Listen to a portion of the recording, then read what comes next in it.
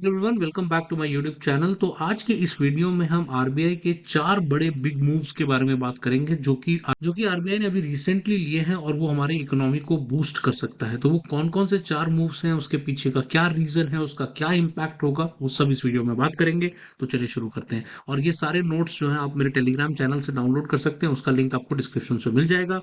तो let's begin. तो जो सबसे पहला जो बिग मूव या बिग चेंज आरबीआई लेकर आ रहा है, that is called risk based deposit insurance premium.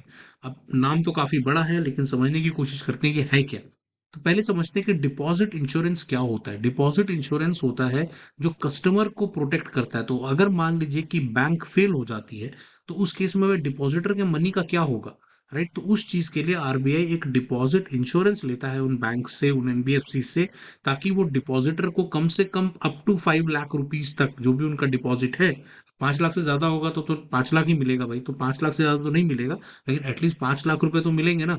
तो that is the reason why ये डिपॉजिट इंश्योरेंस का कंसेप्ट है। अब करंट सिस्टम कैसे काम कर रहा है? करंट सिस्टम ऐसे काम कर रहा है कि जितने भी बैंक्स हैं इस टाइम पर वो सेम इंश्योरेंस प्रीमियम भरते हैं। दैट मीन्स 12 पैसा पर 100 डिपॉजिटेड, मतलब हर 100 रुपए पे वो 12 पैसा इंश्योरेंस भरते हैं, right, as per the DICGC. लेकिन अब इसको चेंज करने जा रहा है आरबीआई, और इसमें क्या ऑप्शन किया जा रहा है, तो उसमें कहा जा रहा है कि जो बैंक का रिस्क प्रोफाइल स्ट्रांग है, इसका मतलब उनका फाइनेंशियल हेल्थ अच्छा है, उनका रिस्क कम है, तो उनका जो प्रीमियम होगा वो लो होगा। ऑन द अदर साइड जो वीकर बैंक्स है, जिनका रिस्क बहुत ज्यादा है डिफॉल्ट होने का, उनका प्रीमियम हाई होगा। लेकिन उसमें भी कैप लगाया गया है 12 पैसे पे। मतलब पहले जो प्रीमियम हम दे रहे थे, इससे ऊपर आपको नहीं देना पड़ेगा, लेकिन कुछ बैंक जो कि अच्छे हैं, जिनका रिस्क प्रोफाइल कम है, उनका कम हो जाएगा, राइट। तो ये अच्छा, एक अच्छा मूव नजर आता है, राइट। और इससे डिपॉजिट का जो मैंने आपको पहले भी बताया कि जो कस्टमर का डिपॉजिट कवर है वो 5 लाख रुपए ही रहेगा, उसमें कोई चेंजेस नहीं किए गए हैं। अब ये इतना इंपॉर्टेंट क्यों है? ये इंपॉर्टेंट इसलिए है क्योंकि ये कहीं ना कहीं बैंक्स के गुड बिहेवियर को आप इंसेंटिव्स देने की कोशिश कर रहे हो। जो बैंक्स अच्छा काम कर रही हैं, जो बैंक, उनको आप फाइनेंशियली कहीं ना कहीं रिवॉर्ड कर रहे हो for strengthening their safety and governance.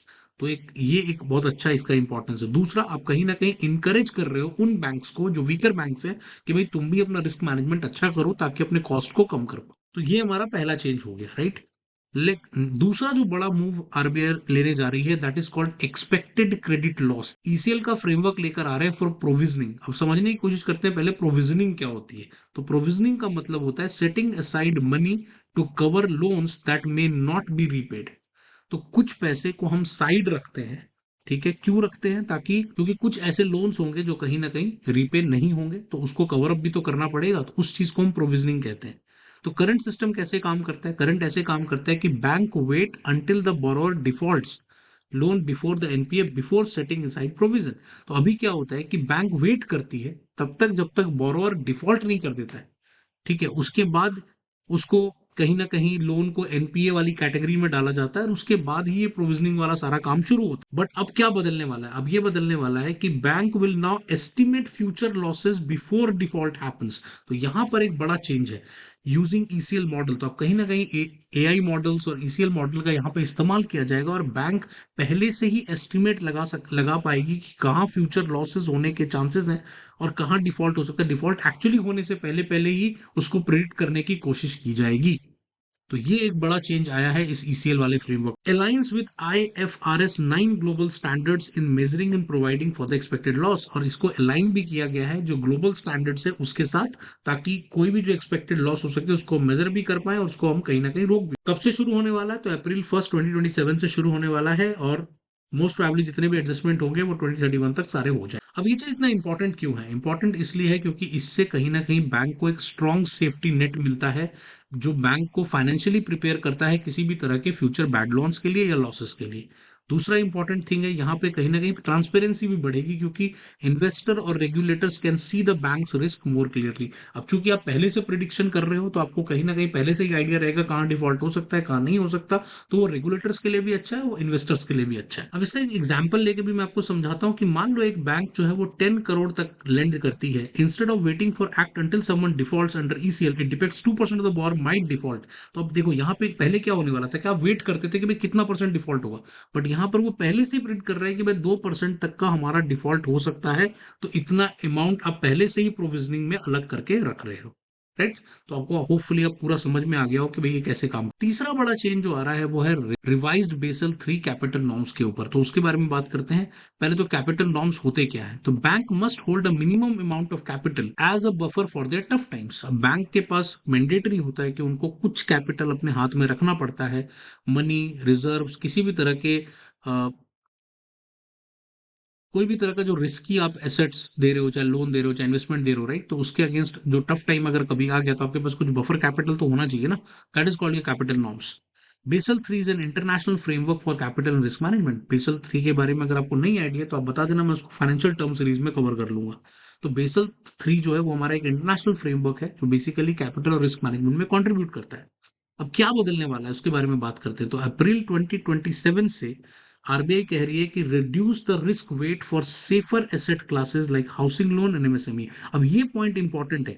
देखो, जो हाउसिंग लोन्स होते हैं या जो एमएसएमईज होते हैं वो इतना ज्यादा उसमें डिफॉल्ट होने के चांसेस नहीं होते। अगर वहां डिफॉल्ट हो भी जाएगा तो आप जाकर के हाउस को तो रिकवर कर लेगी ना, उसको आप सेल कर सकते हो, राइट। तो इसी वजह से उसके जो रिस्क वेट्स हैं उनको घटाया जाएगा। तो इसका मतलब क्या हुआ कि bank will need less capital to lend the sectors. तो एमएसएमई वाले सेगमेंट में, हाउसिंग वाले सेगमेंट में, इसमें जितना ज्यादा रिस्क नहीं है तो यहाँ पे लेस कैपिटल से भी आपकी बात बन जाएगी। और इसका गोल क्या है। इसका गोल ये है कि भाई इंकरेज करें cheaper credit to the priority sector while maintaining the safety standards. तो इसका मतलब ये होगा कि जो प्रायोरिटी सेक्टर्स हैं हमारे, जैसे एमएसएमईज हो गए, वो उन सेक्टर्स को थोड़ा क्रेडिट जो है वो सस्ते में मिल जाएगा। एट द सेम टाइम आप जो अपनी सेफ्टी स्टैंडर्ड्स को भी मेंटेन करो। अब इतना इंपॉर्टेंट क्यों है। इतना इंपॉर्टेंट इसलिए है क्योंकि इससे आपको होम बायर जो है खासकर, और जो एमएसएमईज हैं उनको अच्छा खासा सपोर्ट मिलेगा। बैंक उनको ज्यादा लेंड कर पाएगी क्योंकि उनका उनका भी कैपिटल कॉस्ट इसमें कम हो रहा है।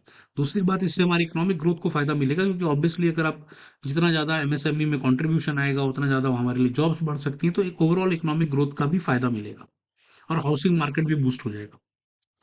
एग्जाम्पल इसका कोई लेके समझते हैं। तो मान लीजिए previously 1 crore MSME loan might require 10 lakh of capital buffer. तो कहने का मतलब अगर आप एमएसएमई को 1 करोड़ का लोन दे रहे हो तो कम से कम 10 लाख का कैपिटल बफर आपको चाहिए था। बट अब चूंकि इसका रिस्क वेटेज कम हो जाएगा तो वहां पे शायद 5 लाख रुपए में ही आपकी बात। चौथा जो बड़ा चेंज आरबीआई लेकर आ रहा है that is related to relaxation of investment and business restriction for bank. अब इसको समझने की कोशिश करते हैं। सबसे पहले बात करते हैं ओल्डर रिस्ट्रिक्शंस क्या थे उसके बारे में।